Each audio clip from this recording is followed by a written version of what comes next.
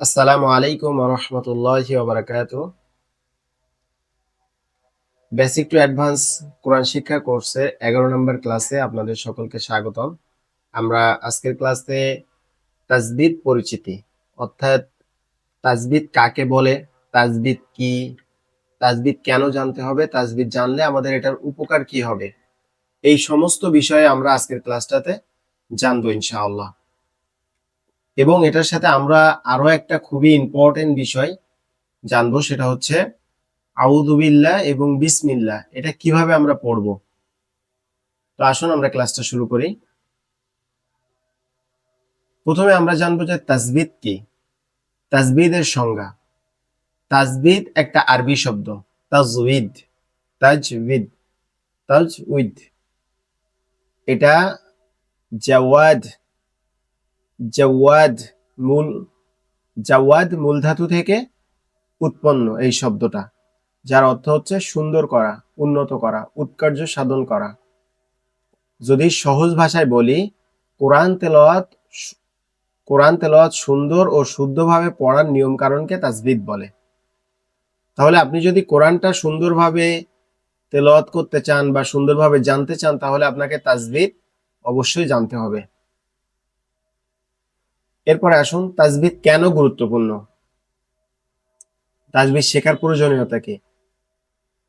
আপনি যদি কোরআনটাকে সহিভাবে না পড়েন, তাহলে আপনি ফরজে কিফায়া, সামষ্টিক দায়িত্ব আপনি কি করতেছেন, পরিহার করতেছেন। আপনি তেলাওয়াতে ভুল করবেন, আপনার নামাজ শুদ্ধ হবে না, অর্থ ঠিক থাকবে না, উচ্চারণ সুন্দর হবে না, তেলাওয়াত শ্রুতি মধুর হবে না, আপনি আত্মবিশ্বাস হারাই ফেলবেন। আর তাজবিদ শেখার প্রয়োজনীয়তা বা গুরুত্বপূর্ণ এই কারণে, কারণ আপনাকে তেলাওয়াত সুন্দর করতে হলে, শুদ্ধভাবে পড়তে হলে তাজবিদ জানতে হবে। আপনি যখনই তাজবিদ মেনে কোরআন তেলাওয়াত করবেন, তখন অর্থটা ঠিক থাকবে, সুন্দর উচ্চারণ হবে, যেটা আপনার শুনতে ভালো লাগবে, তেলাওয়াত শ্রুতি মধুর হবে, আল্লাহর কালাম যথাযথভাবে ঠিকভাবে কি হবে, পাঠ করা হবে, যেটা আল্লাহ সন্তুষ্ট হবেন। এরপরে আসেন, তাজবিদ না জানলে আমাদের কি হবে। তাজবিদ ছাড়া তেলাওয়াতের, যদি আমরা তিনটা সমস্যা এখানে উল্লেখ করেছি, যে আপনি যদি তাজবিদ ছাড়া তেলাওয়াত করেন, এই তিনটা মেইন সমস্যা হবে। এক নম্বর সমস্যা হচ্ছে অর্থ চেঞ্জ হয়ে যাবে, অর্থ বদলে যাবে। আপনি যখন কফের জায়গায় কাপ পড়বেন, হায়ের জায়গায় হা পড়বেন, তখন কি হবে, অর্থ তো চেঞ্জ হবে, সাথে সাথে ভুল উচ্চারণ হবে। আবার এমনও হইতে পারে কখনো আসল অর্থের পরিবর্তে বিপরীত অর্থ চলে গেছে। আবার এমনও হইতে পারে কখনো যেটা মেইন অর্থ, সেটা থেকে তার সম্পূর্ণ বিপরীত একটা অর্থ তৈরি হয়ে গেছে। আল্লাহর বাণী বিকৃত হবে এটার দ্বারা। দ্বিতীয় নম্বর সমস্যা হচ্ছে নামাজের সমস্যা। আপনি নামাজে তেলাওয়াতের ক্ষেত্রে যদি তাজবিদ না জানেন, তাহলে আপনি সূরা ফাতিহা ভুল পড়বেন, যেটাতে নামাজ হবে না। গুরুতর ভুল হলে নামাজ বাতিল হয়ে যাবে সম্পূর্ণ। তৃতীয় নম্বর সমস্যা হচ্ছে তেলাওয়াতের মান। আপনি যদি তাজবিদ না মেনে তেলাওয়াত করেন, আপনার তেলাওয়াত সুন্দর শোনাবে না। তেলাওয়াত সুন্দর না হলে নামাজে মনোযোগ থাকবে না। আর নামাজে মনোযোগ না থাকলে আপনার আত্মবিশ্বাস কমে যাবে, আস্তে আস্তে আপনি ইসলাম থেকে দূরে সরে যাবেন। এরপরে তাজবিদের মূল উপাদান কি। আমরা যে তাজবিদটা শিখবো, এই তাজবিদের মেইন উপকরণ বা মূল উপাদান কি। তাজবিদের মেইন বিষয়গুলোর মধ্যে রয়েছে মাখরাজ, উচ্চারণের স্থান। প্রতিটা অক্ষরের নির্দিষ্ট স্থান আছে, সঠিক স্থান থেকে যদি আপনি উচ্চারণ করতে পারেন, সেক্ষেত্রে আপনার উচ্চারণটা সুন্দর হবে, তেলাওয়াতটা সুন্দর শোনাবে। এরপরে দ্বিতীয় নাম্বার হচ্ছে সিফাত। সিফাত মানে হচ্ছে অক্ষরের বৈশিষ্ট্য, গুণ। প্রতিটি অক্ষরের এক একটা গুণাবলী আছে, কিভাবে উচ্চারণ করবেন, কতটুকু টেনে পড়বেন, কতটুকু আওয়াজ করবেন, এটা আপনাকে মানতে হবে। চতুর্থ হচ্ছে আহকাম। আহকাম মানে হচ্ছে কি, বিধিবিধান, বিশেষ নিয়ম কারণ, যেমন মদ, গুন্না, ইদগাম, ইকলাব, ইজহার, ইকফা। আপনি কোথায় গোপন করে পড়বেন, কোথায় স্পষ্ট করে পড়বেন, কোথায় গুন্না করবেন, কোথায় টেনে পড়বেন, এই বিধিবিধানগুলো আপনি যদি না জানেন, তাহলে আপনি কি তেলাওয়াত সুন্দর করতে পারবেন না। আর এই তিনটা অংশের এই বিধিবিধানগুলোই হচ্ছে তাজবিদের মূল উপাদান। এরপরে আসুন আমরা আরো দুইটা বিষয় জানি। এক নাম্বার হচ্ছে লাহান, ভুলের প্রকার। লাহান অর্থ কি, লাহান একটা মানে হচ্ছে ভুল। লাহান শব্দের অর্থ হচ্ছে কি ভুল। এটা আবার দুই প্রকার, একটা লাহানে জলি, একটা লাহানে খফি। লাহানে জলি হচ্ছে স্পষ্ট ভুল, অক্ষর বদলে ফেলা, হরকত বদলানো, অর্থ বদলে যায় বা গুরুত্বপূর্ণ ভুল হয়। আর লাহানে খফি হচ্ছে সূক্ষ্ম ভুল, মাখরাজ সঠিক না হওয়া, সিফাত ঠিক না থাকা, অর্থ বদলে যাওয়া, কিন্তু শুদ্ধ নয়, সূক্ষ্ম ভুল। মাখরাজ আপনার একটু চেঞ্জ হয়ে গেল, একটু সিফাত চেঞ্জ হয়ে গেল, কিন্তু অর্থ শুদ্ধ হচ্ছে না, শুদ্ধ হচ্ছে না। এই দুইটা হচ্ছে মেইন ভুল। এখন আমরা এখানে লাহানে জলির দুইটা উদাহরণ দেখতে পারি, যে দুইটা খুবই রেয়ার, মানে খুবই রেয়ার না, যে দুইটা খুবই সবসময় দেখা যায়, যে দুইটা আমরা এখানে যদি খেয়াল করি, আমাদের বহুল পঠিত সূরা ফাতিহার মধ্যে আছে ইয়াকা।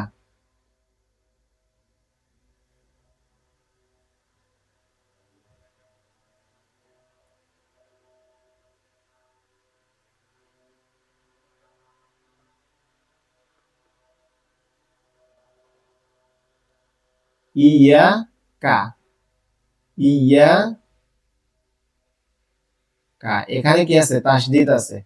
আর আমরা পড়ি যদি এরকম যে ইয়াকা, ইয়া, হামজা ইয়াজের ইয়া জবর ইয়া, ইয়া, কাব জবর কা, ইয়াকা। এখানে যদি ইয়াকা না পড়ে যদি আমরা ইয়াকা, আমরা যদি শুধু ইয়া পড়ি, ইয়া, কাব জবর কা, ইয়াকা, তাহলে কি হবে? আমাদের পুরা তাসদীদের বিষয়টাকে আমরা এখানে চেঞ্জ করে ফেলতেছি।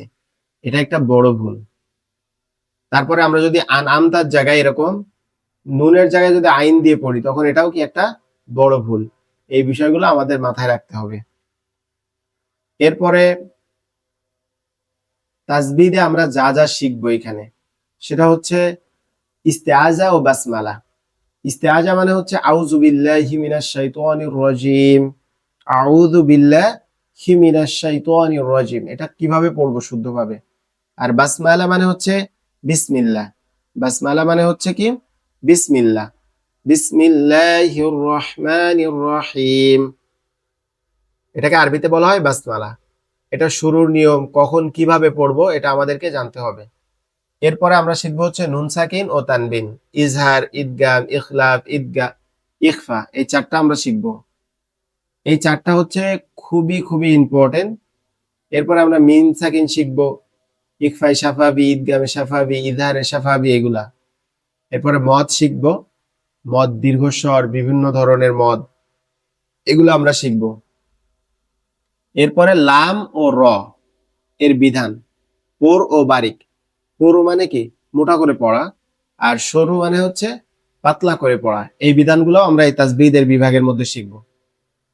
ইস্তেআজা ও বাসমালা শুরুর নিয়ম। ইস্তেআজা মানে আউযু বিল্লাহি মিনাশ শাইতানির রাজিম। এটার অর্থ হচ্ছে কি? আমি বিতাড়িত শয়তান থেকে আল্লাহর কাছে আশ্রয় প্রার্থনা করছি।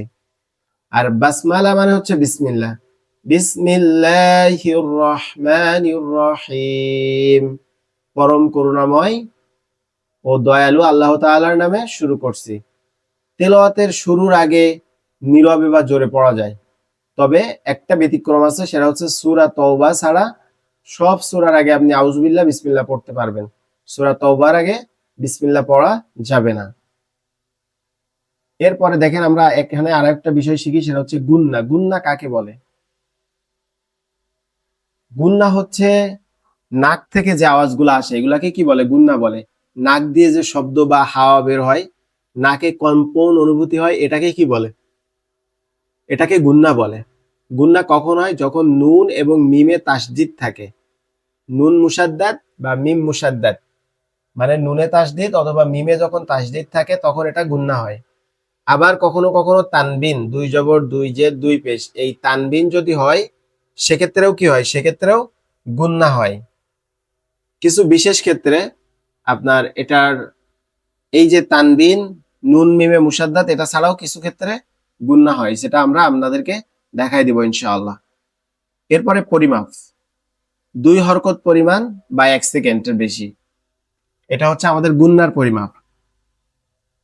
এখন আসেন আমরা মদ সম্পর্কে জানি যে মদটা কি।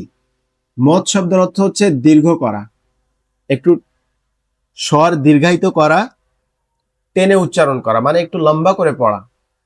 তিনটি মদের অক্ষর আলিফ অও ইয়া, আলিফ অও ইয়া। আলিফটা আ দীর্ঘ হবে, ঠিক আছে। ওয়াও এ সাকিন বা ওয়াও এর আগে যদি কি হয়, জবরের বাম পাশে খালি আলিফ, এই মদের বিষয়টা দেখেন আমি ক্লিয়ারলি বুঝাই দিই আপনাদের। যদি এরকম একটা অক্ষর আছে বা আলিফ, এই বা এর উপরে কি আছে, একটা জবর আছে, তাহলে বা এরকম আতে গিয়ে টান হবে, ঠিক আছে। এরপরে যদি পেশের বাম পাশে যজমালা ওয়াও থাকে, ধরেন বা ও পেশ বু, এখানে কি হবে, ওয়াও এ গিয়ে টান হবে। এরপরে জেরের বাম পাশে যজমালা ইয়া বা ইয়াজের বি।